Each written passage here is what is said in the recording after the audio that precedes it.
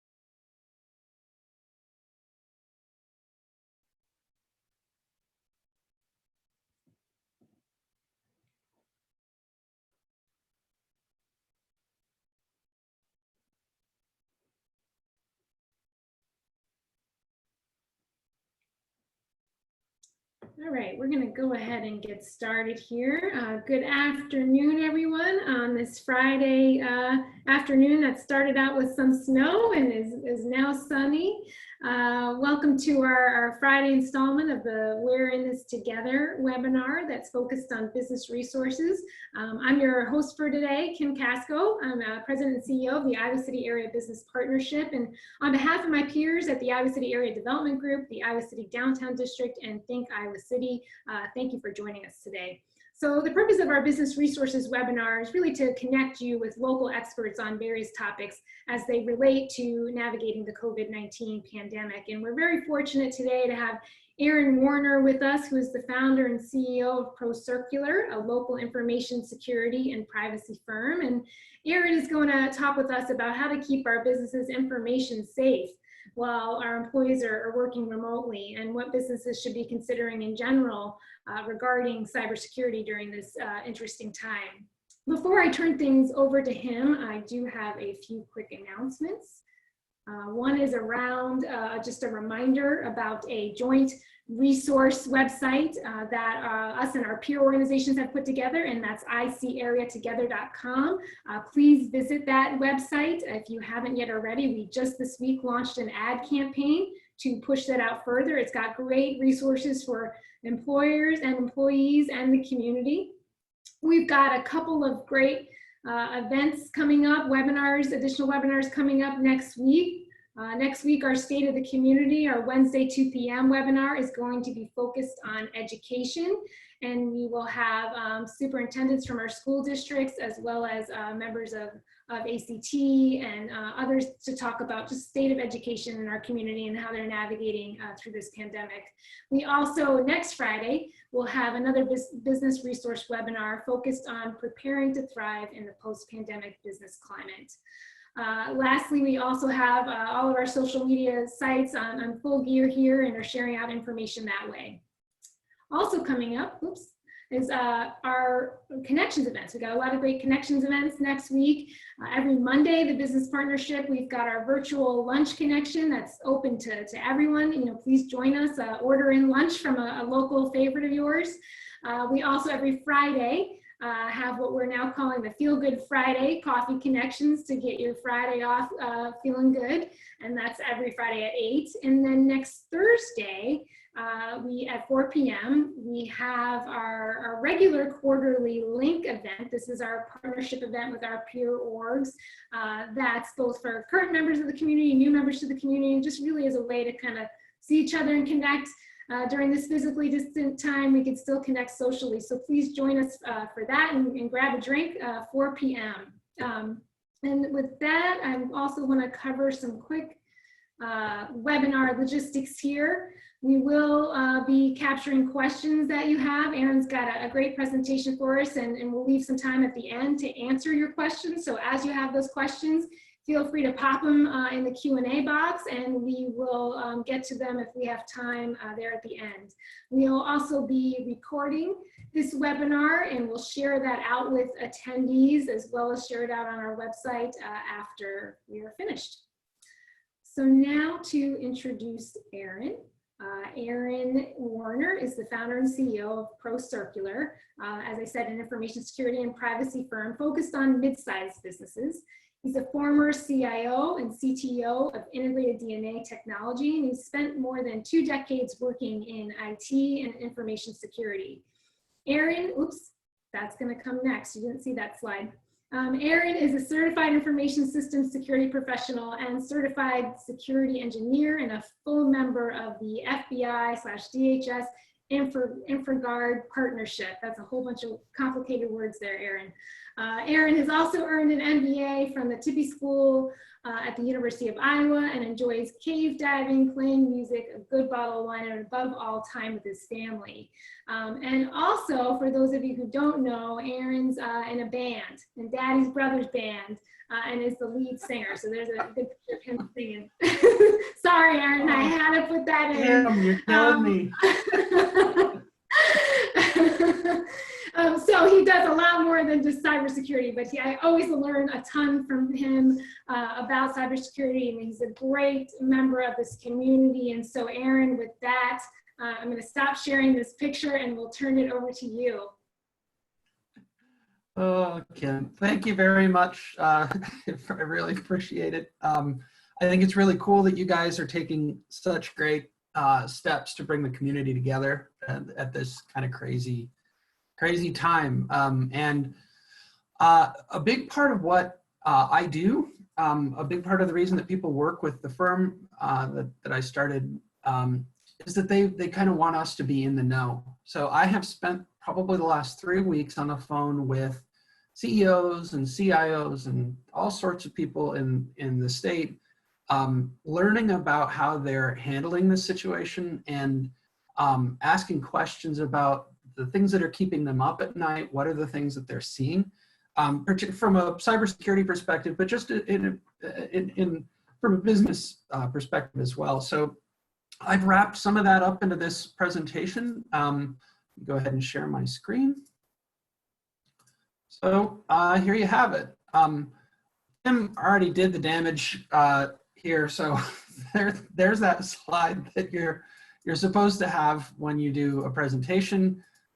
This is the important stuff. I'm going to talk a little bit about industry trends and things that we're hearing from our clients, a little bit on current cybersecurity updates, and some of this is as new as like within today, within the last 24 hours. So it's a thing that we're kind of on the front lines for, and then maybe spend a little bit of time on working from home and how organizations and people can kind of manage this new normal that we're in. So starting off, as I mentioned, I've been on the phone with all sorts of people over the last 2 or 3 weeks, asking questions and learning about what's happening. Probably the biggest trend that I'm seeing out there is that most organizations are being asked to scale up and scale down at an unprecedented rate at exactly the time. Some interesting examples of that. In terms of scaling back, the organizations that we're talking to are really putting a lot of things on hold, buying anything new, any new products or any new big systems implementations. A lot of the hiring has been paused because of changes to revenue in one direction or another. It goes without saying that events and hospitality, those industries particularly, have estimated by this work or by this pandemic, and we're seeing organizations make fairly major cuts in workforce, particularly in manufacturing, where a lot of what they do can't be done remotely. At the same time, we've seen organizations scale up. People, oh, we're not seeing it. Let me see if I can share my screen here. Sorry, Kim. There. So hopefully you can see that. Kim, are you able to see the screen now? I just want to confirm. Okay, good, good. Thank you. sorry about that. So the examples of organizations scaling up, we've seen companies that used to have 10 or 15 remote employees go to 250 remote employees, and a variety of different technical challenges that come along with scaling things up.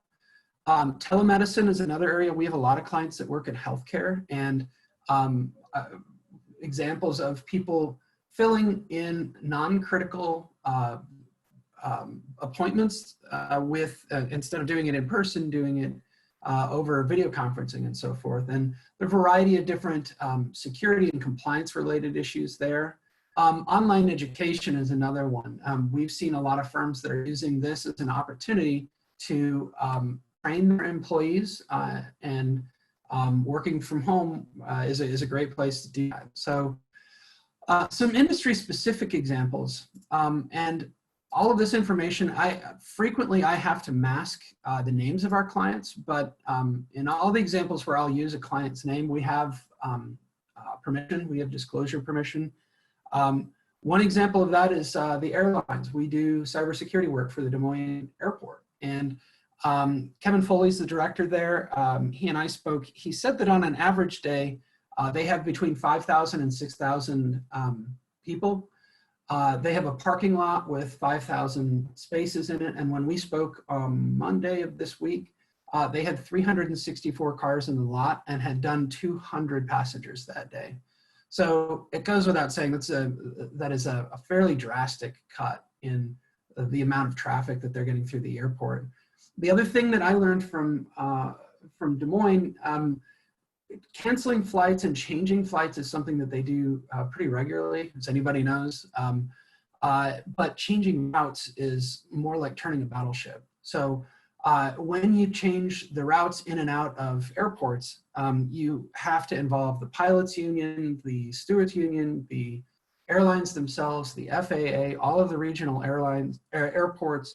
It's a big deal, and they don't make changes to routes very often. He explained to me that in May is the first time that they're going to have the ability to publish a new set of routes, and that Des Moines specifically, he said, we're in really good shape relative to other regional airports in the Midwest.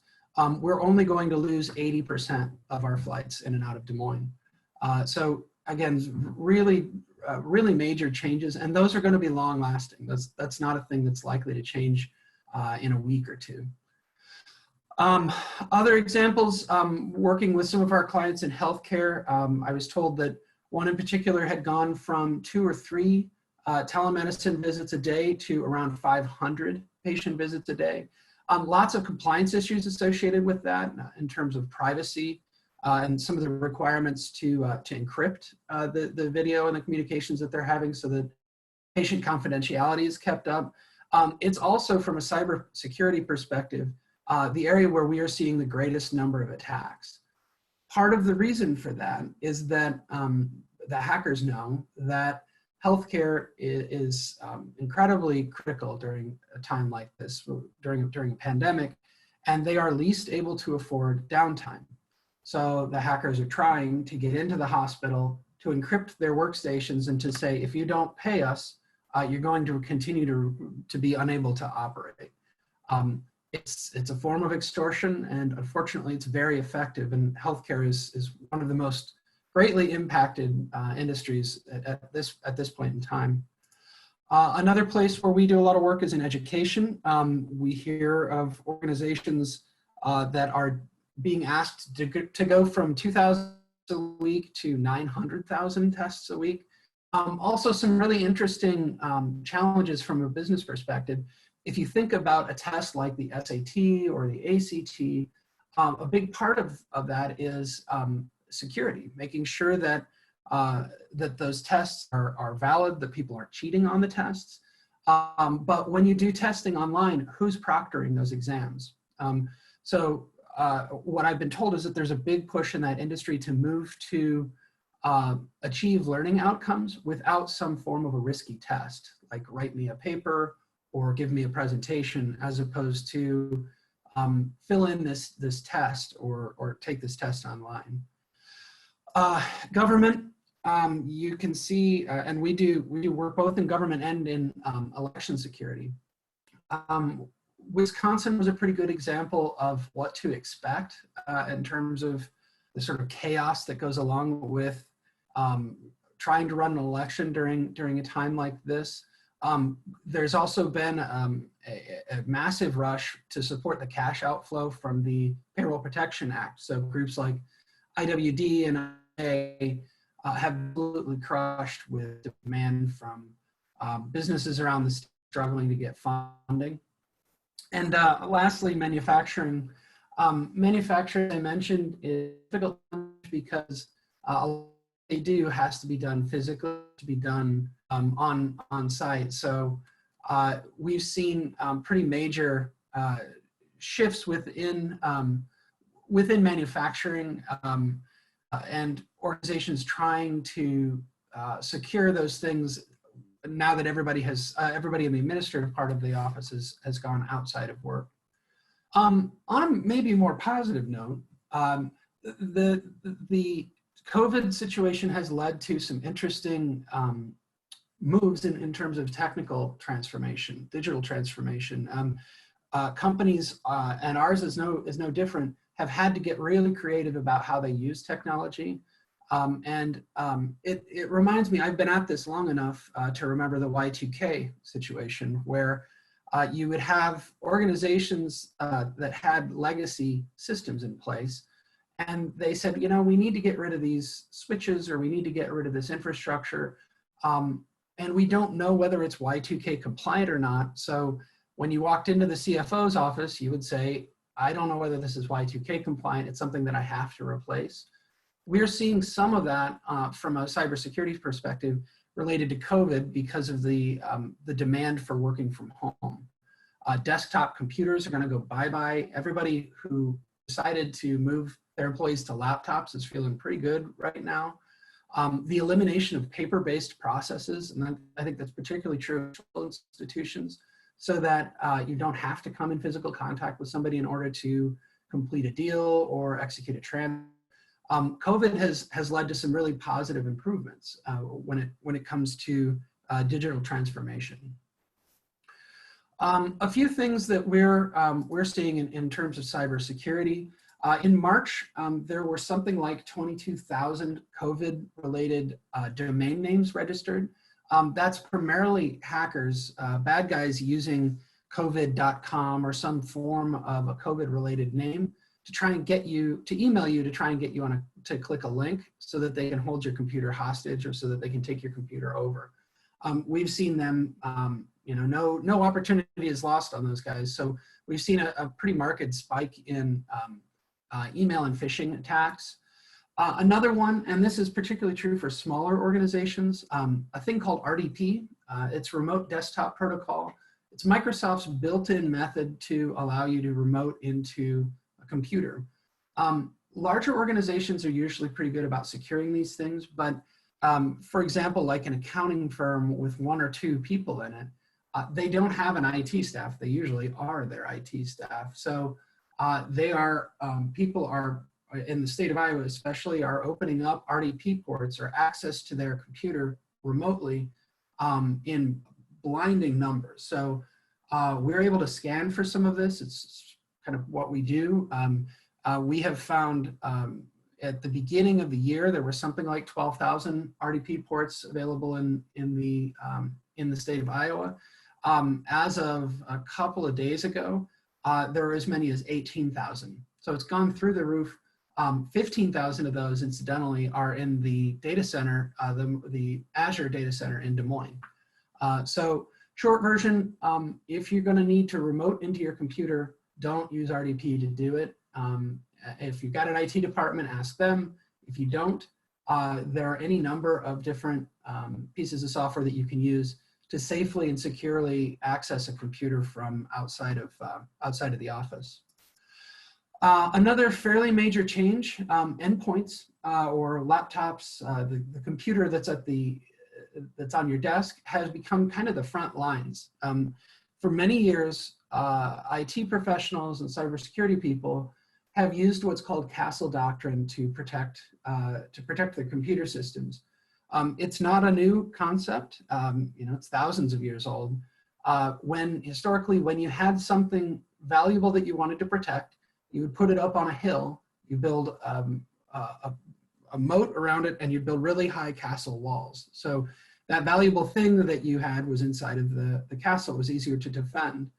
Unfortunately, what's happened in the last 3 weeks is that people took all of that valuable information that they wanted to protect, copied it onto their laptop, and went to go work from their mom's network at home. So those castle walls don't do nearly as much to protect the organization as they used to. Endpoints, or the computers that are out on the network with those valuable things now, have kind of become the front line in that war in a way that it's never been true before. So we're seeing people trying to exploit laptops and home networks far more than they ever used to. I mentioned this already, phishing attacks are through the roof, and we're actually starting to see an uptick in breaches. With all of this change, it's easy to see why this is the case. Change breeds risk, and that's not lost on the hackers. So they're taking advantage of this, and we've actually been really busy with, incident response calls lately. So the this is a little salacious, but Kim's already shown that I played in a metal band, so it won't surprise anybody. For those of you who don't know, the dark web is sort of an underground part of the internet that you can only access with specific kind of browser and specific technology. And if you jump through a few other hoops and create a fake identity, you can get access to some of these dark web sites. This is the thing that we do for our clients. When one of our clients, a bank, if they have issues related to credit cards, we can go out and find the credit cards and see whether or not they've been compromised. So for those of you who haven't seen this before, that's what the dark web looks like. On a usual Friday afternoon, this is the sort of stuff that they sell. It's primarily for selling drugs, for selling identities and personal information, for selling credit cards, things like that. You can see here, just sort of the range of things that you can order. This is a dark website called Agartha, and as you can see from the number of items for sale, it's a fairly heavily trafficked site. Here's the thing that's a little different. This is a snapshot of the dark web from a couple of days ago. So you can see that these guys have pivoted pretty quickly to selling things that are related to the COVID crisis. I will tell you that I have been working with the FBI and a journal actually at the Des Moines Register. We actually bought some of these masks, and of the 3 vendors that we went to, I have yet to receive a single man. One tried to extort me for a $680 insurance payment, shipping insurance payment. So this is not a viable place to get PPE. Another example, these are other for sale on the dark web. Basically anything that is hard to come by right now is the sort of thing that you could go out and buy on the dark web, at least try to buy. Again, another sort of significant COVID-related situation from a cybersecurity perspective. On April 7th, Iran, several groups within Iran made a fairly major push to attack the World Health Organization. They did that for a couple of different reasons. Iran has been very heavily impacted by COVID. They have more than 50,000 cases. They have all kinds of people dying every single day. So our read on this situation is this: they were trying to get into the WHO because conspiracy theories run rampant in places like Iran, and I'm pretty sure that they assumed that there was some secret cure that the WHO had and wasn't sharing with the Middle East. The other reason that they attack something like the World Health Organization, particularly now, is that those email addresses are very valuable to them. So you can imagine if you're a hospital and you get an email from a clinician at the World Health Organization that says, hey, I have an updated news flash on what you can do to treat your patients more effectively. Click here to download the link. Most doctors are going to click that, and the hackers know that. So instead of getting the update from the WHO, what you would be getting is a piece of malware that they can then use to ransom your hospital. So half of the reason was that Iran, is struggling to deal with the COVID situation. The other half is that they saw an opportunity in using WHO email addresses to exploit other organizations. So talking for a minute here about managing remote workforce. So it's kind of a brave new world when it comes to managing computer systems and managing employees using computers. So I wanted to just really quickly kind of hop through some of the changes that we're seeing. A mobile workforce means new and different kinds of spending. Laptops are going to become, I think this is going to be the death knell for physical desktop computers. Laptops will allow flexibility that people, I think, are going to need for the foreseeable future, at least. VPN licenses, so people being able to get into the computer from remote locations. It is a good time to be at Palo Alto or Checkpoint or any of the companies that sell VPN licenses, because they've been inundated with new requests as companies go from, as I mentioned, 10 employees to 150, 250 employees working remote. Every single one of those will need a VPN license. Endpoint protection is another one. I mentioned earlier that the laptops that are out on the desktops now are on the front lines. It requires some spending in order to protect those workstations properly. VDI, or virtual desktop, is another one. That's another method of deploying access to computer systems in a secure way. We're seeing a huge rush in organizations trying to migrate applications to the cloud so that they don't have those dependencies that you would have with on-premises systems. But from a security perspective, application management on the cloud is far different than it is protecting yourself if the computer system is in a closet at your office. So these are some of the tips that Kim kind of alluded to. The 5 things that we really are recommending to the clients that are calling us in order to handle this sort of rare or unique situation that we're in. It may sound crazy, but there has never been a better time to test your backups. Every time we get called out to a new company that is having a ransomware issue or a hacking issue, they have a breach on their hand, the first question that we ask is, do you have backups? And the answer is always yes. The next question that we ask is, when did you last test those backups? And most of the time you get a blank stare. So everybody backs stuff up. Not everybody tests it. So everybody on this call, I would kind of beg you, go call your IT department or go check yourself and ask them to show you proof of the last time that they tested the backup systems that you have. There's no better feeling in the world than telling a hacker who has encrypted your systems to go kick rocks. And the best way to do that is to restore from backup if you have good backups on hand. So never been a better time to test your backup system out. 2-factor authentication on everything. That includes personal and work, things like Facebook, things like Gmail, as well as every major computer system. Steve Flegel is a longtime colleague of mine. He's the Chief Information Officer at the University of Iowa. He told a group of ours at a roundtable that when they turned on 2-factor authentication, they cut down the number of incidents that they had at the university by 70%.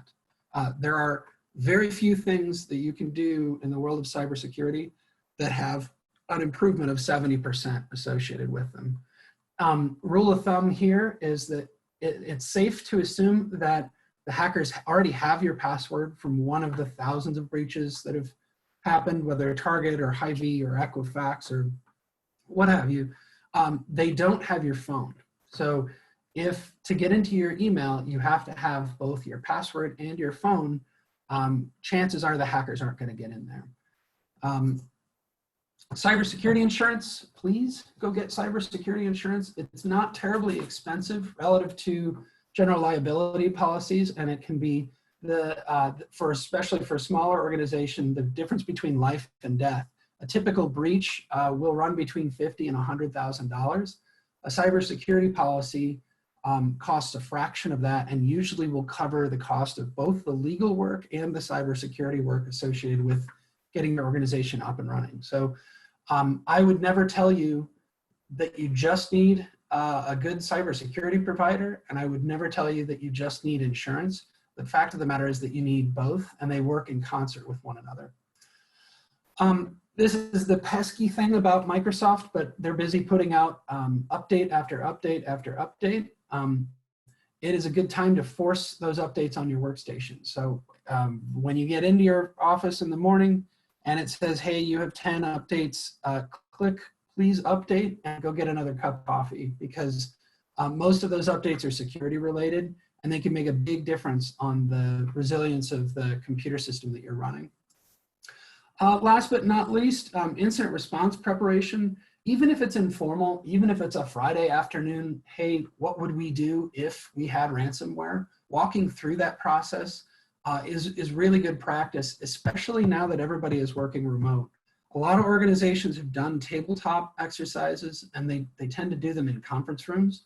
I can tell you from firsthand experience, managing a breach or managing a cybersecurity incident remotely is very different than managing one when everybody can be in the same room and look at one another to make decisions. So practicing for incident response would be a good thing to carve out some time for in the next couple of weeks. Just in general, I get asked this question a lot, like what are your clients asking you for?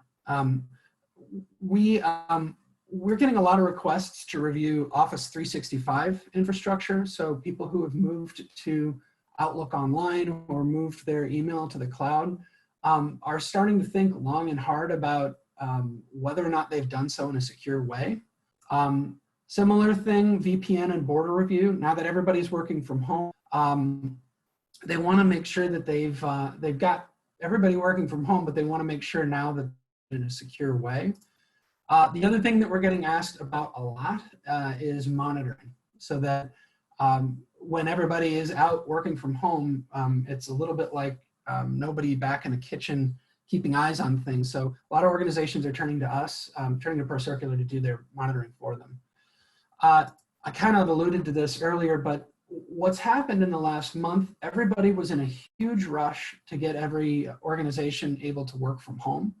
And that's kind of mission accomplished. IT departments have worked in the last month, but in doing so, they've had to make a lot of shortcuts. They've had to make a lot of changes, and getting people access was the priority. So we're seeing now, a month into this, that a lot of companies are coming back to worrying about confidentiality and security. Once they've dealt with that, usually the way that it works is that they will start to think more about integrity. Is the validity of the data and how well organized the data are. So this sort of cycle is pretty common, but where we are now, I think many organizations are starting to think, okay, so we're up and running, now let's make sure that we're doing it in a secure way. Kind of last but not least, I wanted to talk a little bit about coming home. I will leave all the political discussion for anybody other than me, honestly, but there's a lot of talk about coming back to work. So how do you even address that? Because a lot of things have changed in a very short period of time. What are our recommendations in terms of coming back to work? Making sure that everything is patched. A lot of that has been kind of left by the wayside, especially with infrastructure changing over. So making sure that every system is patched, broad scans of your infrastructure for security to make sure that new holes haven't been opened with all of this change.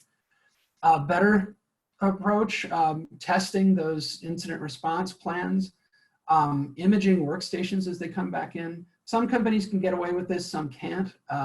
But you know, those computers, those laptops have been out in the field, and now you're going to plug them back into your network. You want to make sure they're clean before you do that. So re-imaging those workstations as they come back in. Making a real investment in working from home so that if they're called to do this again, they can do it in a more secure and more organized fashion. And then sort of the best out there would be, it would be a good time to start doing penetration testing and improving monitoring and visibility, especially as organizations, as people start to come back together in their offices. This is the sort of shorthand for what I get asked all the time, like, well, okay, so all this cyber stuff is great. What do you run? Like, what's actually on your laptop? So this is kind of it. We're really, ProCircular tries to be kind of a showroom for how it's done best. We're adamant about updates. We make sure that all of our computers, you basically don't get into our network unless your computer is fully patched. We make heavy use of a system called LastPass. That's a password manager. It's a great way to encrypt passwords, to make sure that you don't have duplicate passwords, to make sure that you're coming up with super complex passwords. LastPass is a great solution for that. Carbon Black is sort of our endpoint protection tool of choice. Full disclosure, that's the only thing on this list that we actually even sell. And the only reason we really sell it is because we've had to use it so much for incident response. But it's an excellent way to protect endpoints and workstations. It is not the least expensive tool you can find, but it's an excellent way to protect laptops and protect workstations, particularly when they're out using the cloud. Malwarebytes is a tool that we use when we need to scrub a computer. It's a great way of removing malware and all of the little bugs that you pick up just by regular use of the internet. PIA is a tool that I have actually have running right, private internet access. It's a VPN that eliminates, makes it far safer for you when you're at the airport or when you're in the coffee shop, to make sure that nobody can see what's coming over your computer. We've seen lately, and we've done a pretty extensive review. This isn't a tool I would recommend for really large organizations, but for small offices and mid-sized companies, PCmatic makes a pretty cool tool that covers you for things like RDP and ransomware and sort of personal security on your laptop. So, you know, if I were advising, you know, an accounting firm with 1 or 2 employees, PCmatic is a really nice solution for the small business. So I'll take a breath now. I'm happy to answer any questions. If there's anything out there, Kim, if there, you know, I can't really see the, there we go.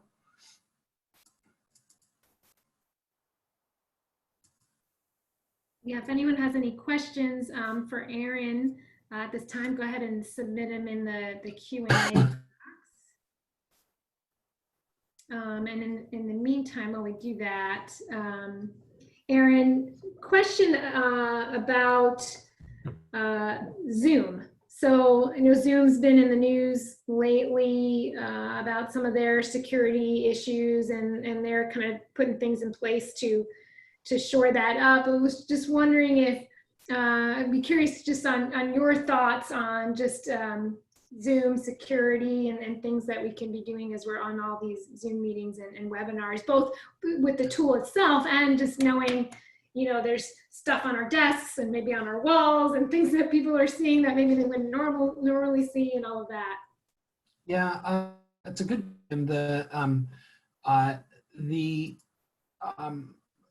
the Zoom, so we have seen on the dark web, Zoom accounts, somebody managed to snatch tens of thousands or hundreds of thousands of records from Zoom. So to me, the biggest risk with that is that those are really current passwords. And I'm sure, Kim, you've never been guilty of this, but other often will reuse the same password.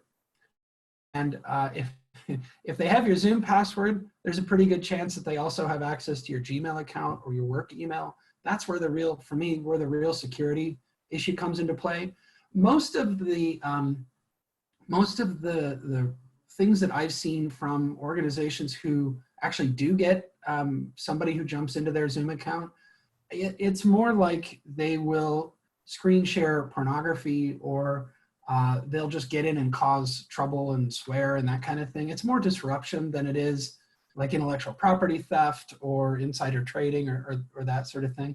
I think honestly it's been blown a little bit out of proportion, but it's easy to understand why that's the case given everybody's dependence on Zoom and on video conferencing. So, you know, I think it's more to do with what it also allows people to see, what it also allows organizations to get into than it is the actual meetings themselves. It's a good question, though, Kim.